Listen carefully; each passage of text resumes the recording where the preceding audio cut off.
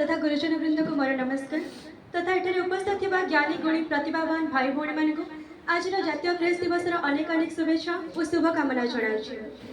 उन्नत जीवन यापन शैली और संपर्क सेतुबंध को वृद्धि एवं दृढ़ीभूत करने गणमाध्यम रही।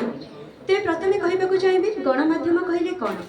गणमाध्यम मुख्यतः 6 गोटी क सूत्र वर्णना करा जाय पारे, यथा किए, काहेकि, केउठी, केतेबेले, किपरि, कौन। ए समस्त विषय स्वल्प समय जी समस्त पाखे पहुँचाई पारे ताकू ही कह जाए गणमाध्यम। 1966 मसीह आमर प्रेस परिषद गठित होता। से समय आज पर्यंत निरंतर भाव में चेष्टा जारी रखिंट आमर सांबादिक भाई भौणी मैंने एवं यह द्वारा आम समस्त विकास होगी। गणमाध्यम एभली एक माध्यम जहाँ जनमत को प्रकाश करें, जनता पाखे पहुँचाई पारे, पल्ली दिल्ली पर्यंत खबर व्यापी जाए ताहा ही होची गणमाध्यम।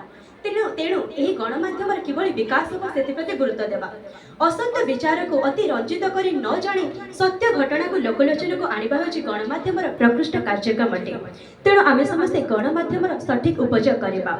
जेपरिक आज रही गणमाध्यम परिवर्तित स्वरूप, तेरे परिवर्तन तो जीवन एक धारा अटे। प्रति क्षेत्र में परिवर्तन हुए, जेपरिक रेडियो वर्तमान टेलीविजन आ वर्तमान डाकरू आमे पहुँची जाए व्हाट्सएप, ईमेल, फेसबुक माध्यम विभिन्न स्थान में परिवर्तन देखा जाउछि। तेणु ये परिवर्तन सकारात्मक हेबा आवश्यक अटे। गणमाध्यम माध्यम केवल माध्यम होइथे, आमे जहाको जेमिति व्यवहार करबा ताहा सेमिति हेजिवो। तेणु आमे समस्ते सकारात्मक दिगरे कार्य करबा, समस्ते आमे सत्य तथ्य को लोकलोचन को आनिबा होछि मूल कर्तव्य। शेषरे कहबाकू चाहिबी जनतार स्वर हेबो साकार, जनतार स्वर हेबो साकार जेबे गणमाध्यम करिबो सठिक प्रचार, जेबे गणमाध्यम करिबो सठिक प्रचार। धन्यवाद।